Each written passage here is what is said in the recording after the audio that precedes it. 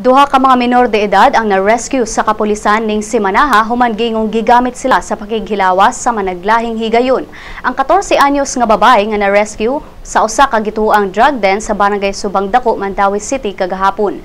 Matod sa kapulisan nga nasikop ang sospek nga si Vernon Cero human makit-i ang mga ilegal nga droga sa iyang pulianan sa sitio Aroma, samtang ang batang babae nakit-an sa iyang lugar. Matod pa sa sospek nga live-in partner sila sa babae o gani 18 anyos na kini. Apan ang inahan sa menor de edad may butyag nga 14 anyos pa lang ang babae. Gawas sa drug charges, si Cero nag-atubang og kasong child abuse. Samtang sa laing higayon, usa ka 17 anyos nga batang lalaki ang na-rescue sab sa kapulisan ni adtong Martes human kini midangop sa buhatan sa kapulisan sa barangay Gunob, Lapu-Lapu City. Matod sa batang lalaki nga ang iyang uyuan nga si Joselito Kasim mipugos kaniya sa pag-masturbate. Ang uyuan sa bata wala ni adtong tungura ato sa pagresponde sa mga pulis sa iyang pulianan. Apan ang kapulisan sa barangay Gunob mupasaka og kasong acts of lasciviousness batok kang Kasim.